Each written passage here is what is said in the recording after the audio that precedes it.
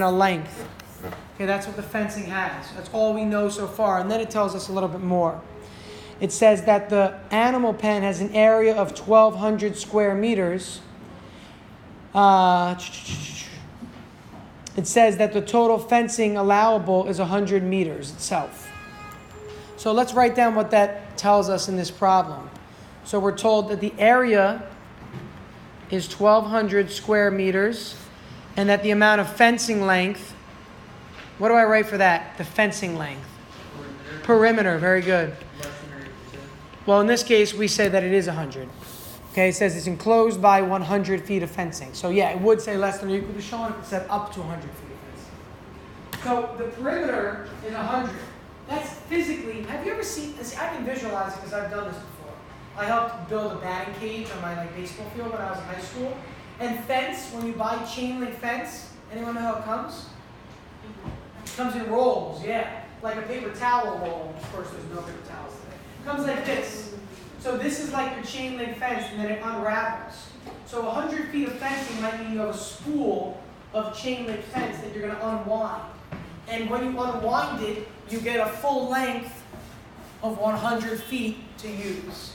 So the sum of these three is going to be 100, because the perimeter here is only 3 walls, not 4. So we've got L plus 2W equals 100. We've got LW equals 1,200. Those are my two equations. This one comes from the area equation. This one comes from the perimeter equation. Why do I need two equations in this problem? Gus? So is this like systems of equations? Yeah. So why do I need two equations? Because I have? Because you need to use substitutions, find the other one variables. Good. I need substitution because I got 2 variables, right? Not 1, 2. So I'm going to have a system. Now, your textbook makes the diagram nice and easy for you. They actually make one of the lengths 100 minus 2x and make the other 2 x and x. And what are they doing? They're literally taking this and solving for L. If you solve this for L, what does the expression become when solved for L? L equals 100 minus 2W. Yeah, 100, take away the 2W. So your textbook replaces this with 100 minus 2W. They call it x, W, whatever. And they call that 100 minus 2W. Why is that useful? Because once you have the length and the width, you can multiply them to give yourself the area. So because we know that the length from this formula can be solved for, that's the length expression from the perimeter formula, we can now take that length as an expression and plug it in for L right there. So we solve the perimeter equation and show what's in yellow, and then takes what's in yellow and plug it into the area formula. The rationale behind this is, you know what? I know that I can't solve this in one step, so it's got to be a system. Why am I not, or why aren't I, solving for L or W here? Because I can do it. You can. But why am I not doing it, though? Is it because then you have to divide and get a fraction that's easier? Yeah, I mean, in reality, it's the same answer you'll get. But here, if you solve this for L, it's 1,200 over W. Or solve for W, it's 1,200 over L. Then you have to take that expression, like 1,200 over L, and plug it in up here. Or if you get W by it, if you get L by itself, it's 1,200 over W. You got to plug it in up here. But then you have 1,200 over W. You then have to multiply by W to get rid of the denominator, which brings you back to a quadratic anyway. So either way you solve this is fine, but I'm recommending that you solve the perimeter formula and then plug into the area formula. So the length is 100 minus 2W, so that goes in for L. And then I carry down the W, and that equals 1,200. So I'm just using that equation, and I'm plugging in this expression here for L, and then distribute the W. Simplify, make life easier for myself.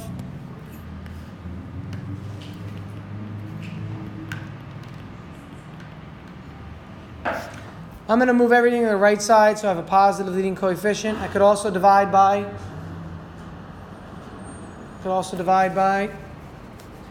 2 in the whole equation.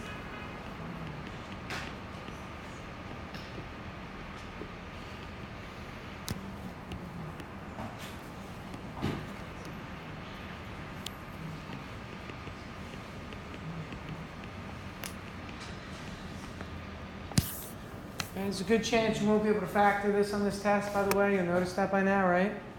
If it was factorable, I would have probably given you this example on the older test, which I did already. We've already done these problems in the factorable. So this is not a new question at all. This is the same question we used, I don't know, 2 months ago, right, when we were factoring? But now we're using the quadratic formula or completing the square. Sean, what's up? Where's it look? I think this is factorable. Is it factorable? Yeah, I got. All right, well, let's make believe it's not because the book is a jerk. I wouldn't make it factorable on the test because I'm testing you're completing the square and quadratic formula work. Yeah, I completed this one on this problem.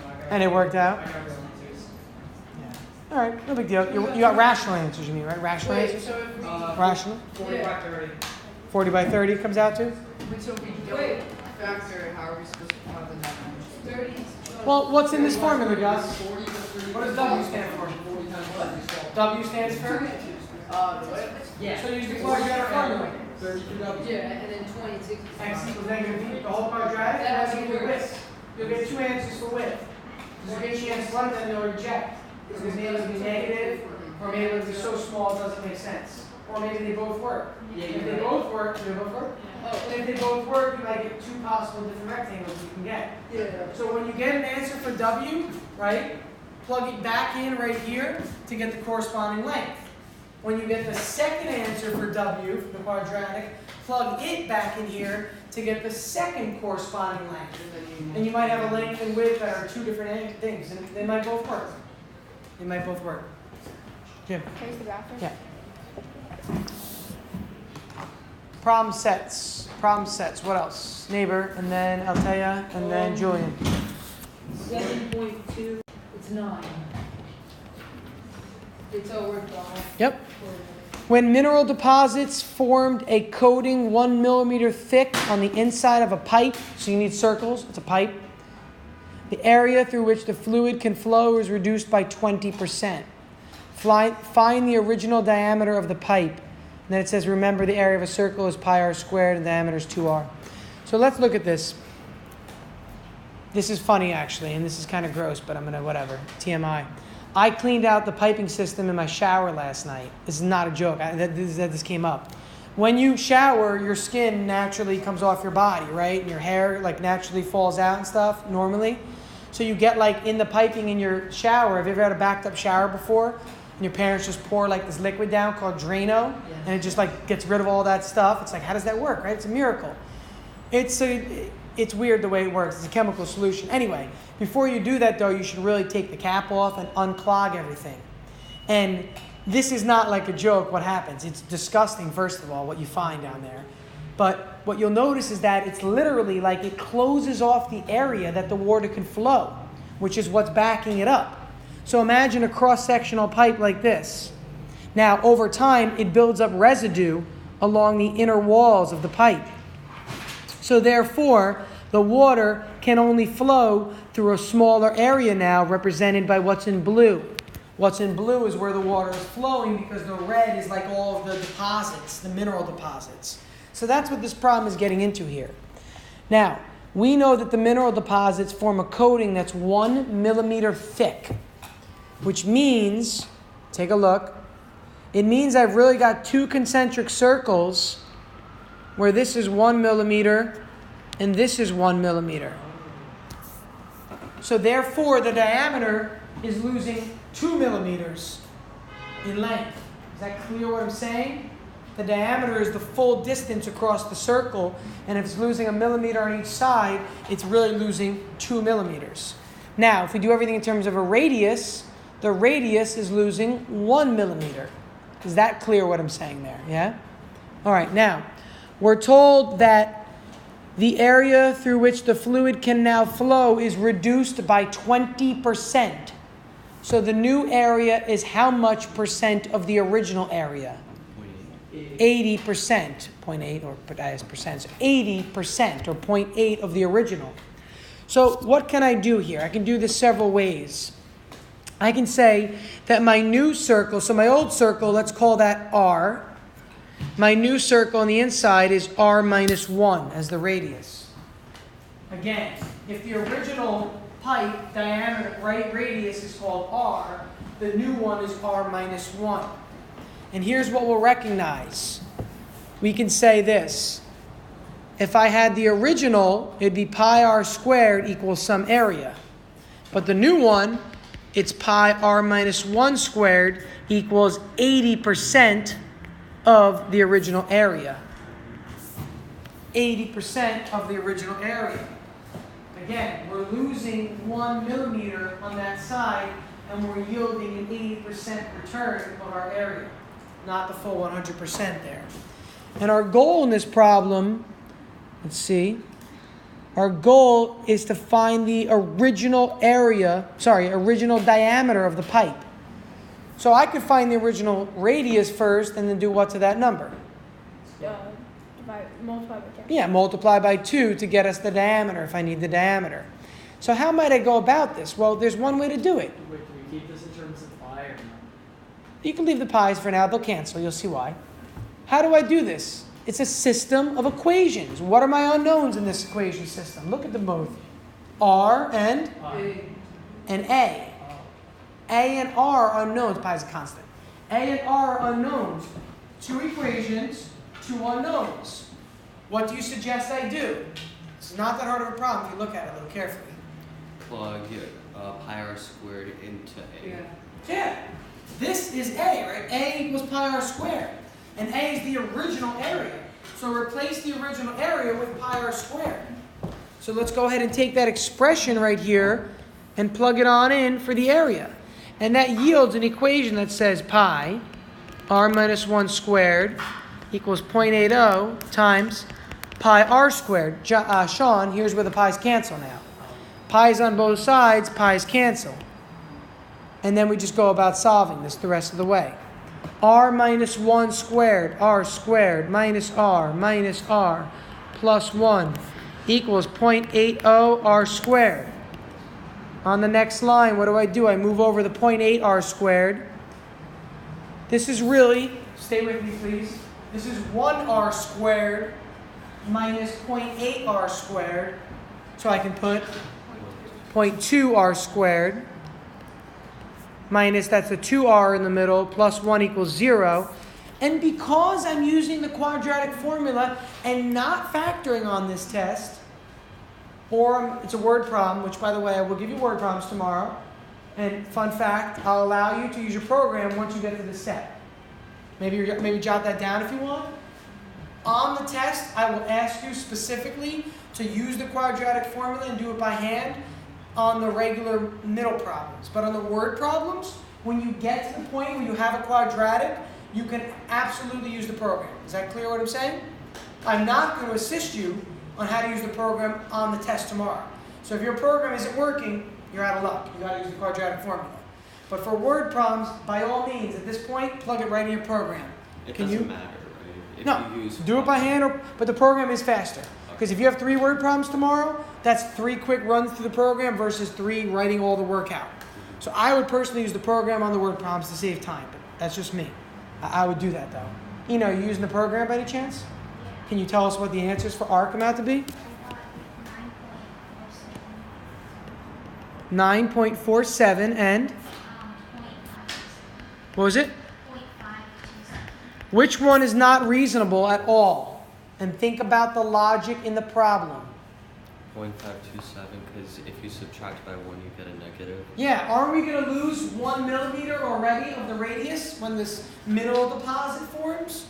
If we're going to lose 1 millimeter, how could I lose 1 millimeter if I only have a radius of 0.5 to start? So these are the original dimensions. Remember, R is the original dimension. And we're going to take R and take 1 away from it to get the new dimension. You can't take 1 away from this and still have a positive length. So the original radius must be 9.47, and therefore the original diameter is twice that number, 18.94 millimeters. John? Could you divide everything by 0.2? Sure, but if you're using the quadratic program, does it matter? No. But yes. See what John said, guys? Divide everything by 0.2. It makes that a 5. It makes that a 10. That's fine. So 1r squared minus 10r plus 5. And they're all integers. By all means. But with a program, no need to do that, right? Good? That answer your question? That was you, Gus, right? Oh, is that? Sorry. The one before was Yes? Is that clear? Yeah, I have another one. It's a little trick. I'm gonna jump around though. Altea was next, then Julian, then I'll come back to you. That's fine. Altea. I had just a quick question. Good. Still 7.2 and That's fine. 7 and 8. It's where we had to put them into decimal. I was just wondering if there's a way to do it on the calculator. It's simpler because I wasn't sure how to exactly go about making the decimals. For numbers 7 and 8. Yeah, they were both decimals. So you're getting answers with radicals, right? So- On the calculator, you can use the square root feature. I'm going to get the decimal. So that's one way to do it. So like if my answer was 2 plus radical 3, I would do 2 plus second, and there's the square root symbol right there. Square root of 3, close, enter, and that'll give you a decimal. Even if it's like over a thing, because I tried them. 2 plus radical 3, the whole thing divided by something, you're saying? Yeah. All over 5, for example. Now, are you using the same calculator, T83 or T84, one of those two? I think so, yeah. Because some of the other calculators leave radicals the way they are, and they don't give you a decimal for it. So if you have it with you, you can show me this I point. forgot our conference today, but Maybe before the test tomorrow, show me. But yeah, it should give you a decimal. If not, though, I'm not going to take off points if you don't give a decimal. I won't, but you should really give an answer as a decimal for those word problems. Okay? But I won't knock off points. Julian. Yeah, in section 7-2, sorry, 7-3, 3, okay. yeah, I need help on, What do you got? 7-3, I need help on 24. Okay. So number 24, it says, solve each equation using whichever method seems easiest to you. Okay. Which one's this? This is number 24 on 7.3. So I've got 2x plus 5 times the quantity x minus 3. Is this right, Julian, right? Equals 6. Oh, no, sorry, I meant, That's 25 on 7-2. Okay, that's all right. Let's go back. So 25 on 7.2 is what we're talking about. That's all right.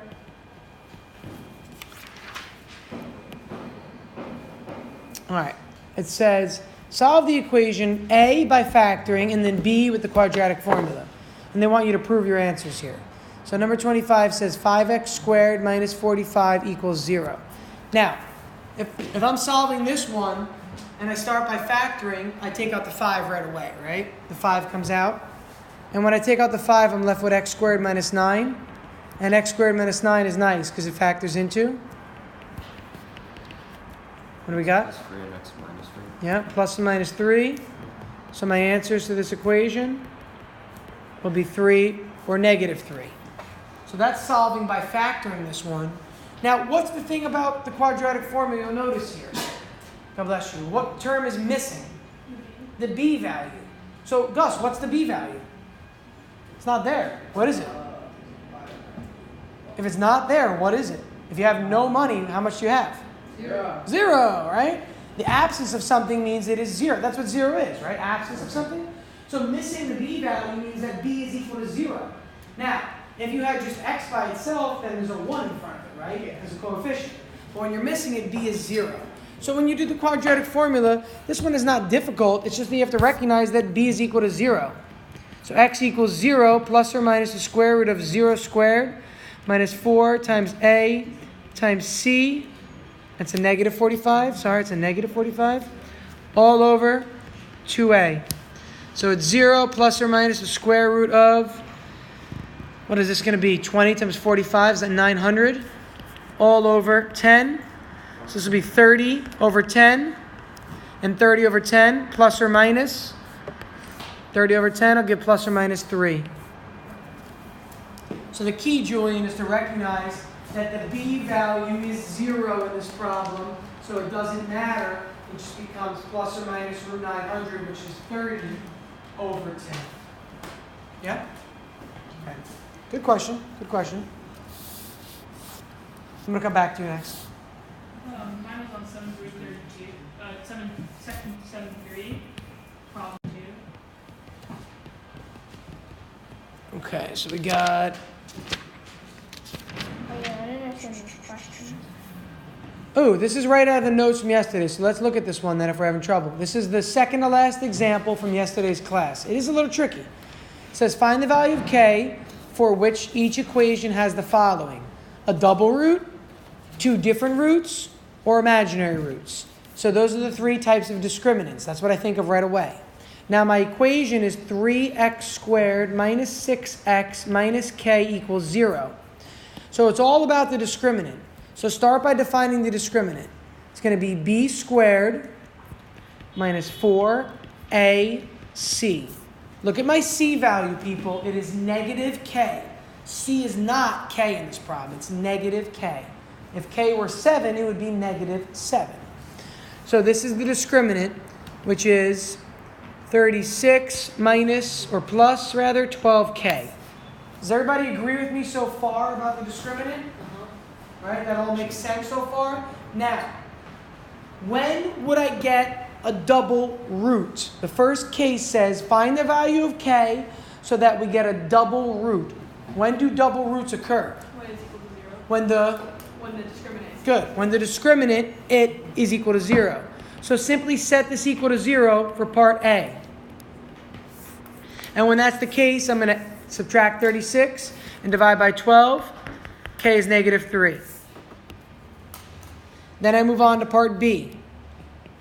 And now, if this is not clear, what I'm saying is this. Look, take this value, plug it back in the original. If k is negative 3, that's going to be a negative 3. And check it on your calculator. Check it with the quadratic program. Run 3, negative 6, positive 3 through your quadratic program, and you'll get a repeated root. You will indeed get a repeated root if k is negative 3. Now the second scenario says, find the value of k so that you have two different real roots. When do we get two different real roots? What case is that? What does the discriminant have to be to get two different real roots? What do we have, Nick? Has to be a positive number. Yeah. The discriminant, ready? Which is this, has to be greater than, Negative. what are all positive numbers greater than? 0. 0. So part B says, you know what? When are the roots going to be real and distinct? When the discriminant is positive or when the discriminant is greater than 0. These are nice. They're easier to solve. Because what don't you have here? What did we have in class that made them tough? Notice in class we had k squared, and it was a quadratic inequality. We had to use the critical numbers and the number line test and all that work. I don't have to now. With a linear inequality, how do you solve a linear inequality? Subtract 36, divide by 12. It's the same operation, isn't it? So subtract 36, and then divide both sides by 12. Do you have to draw a number line at the end? Or? No, Oh, you don't? because this is not a quadratic test. When it's a linear, yeah. Remember, when do you have to test the number line? When it's a quadratic, write this down, people. When it's a quadratic inequality, you use critical points and a number line test. These are linear. These are not quadratic. There's no k squareds here. Your test could have either, so you need to be prepared for both. You've done both. You've solved linear inequalities in chapter 2, whether you remember or not. And then we did quadratic inequalities a little bit later in like chapter 4, I think, at some point. Now the third part says, what should the value of k be so that the roots are imaginary? Imaginary. When do we get imaginary roots? We get imaginary roots when the discriminant is negative. So I set it less than 0. And look, it's the same answer. It's not a coincidence. Yes, very good. You simply keep switching up that sign. Okay, there's the third case.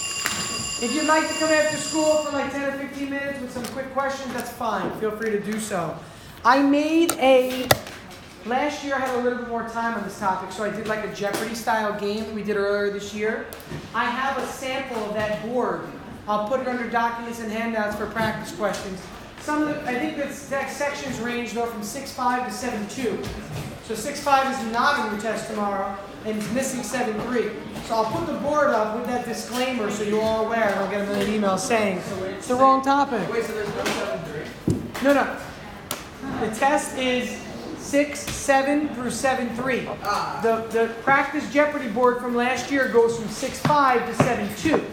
I ended off on a different spot. So there's no 7.3 questions on the practice board that you're going to see. Okay? But it covers 6.7 through 7.3. Any other hard copies?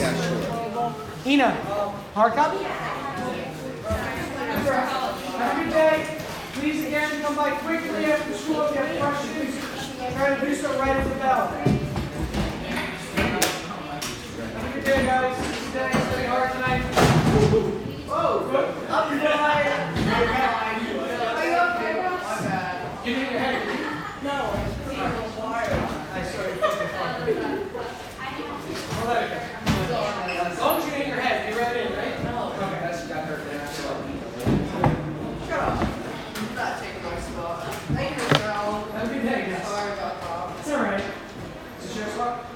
Yes. Homework or problem set? Problem set. Is this part of your problem set or is this not? No, that was just this. Sure. How you doing? Feel all right? All right. This room's open. How do you take it right here? I don't know if it is. It's listed as open, but I think there might be theology here. Mr. Daly used to be in this room, even though he's not listed. I'll give it to you. We'll start. And if it comes in, we'll just move. Let me actually get a test on this.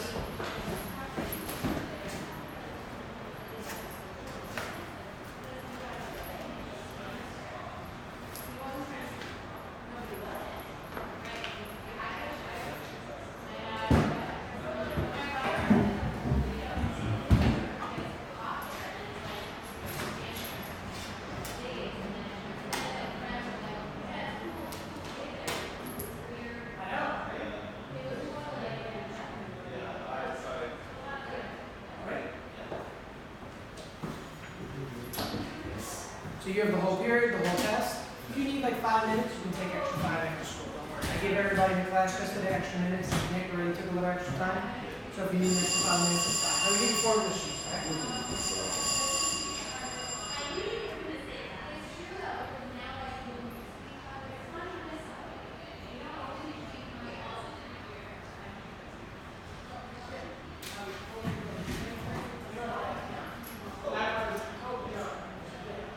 I didn't mean that.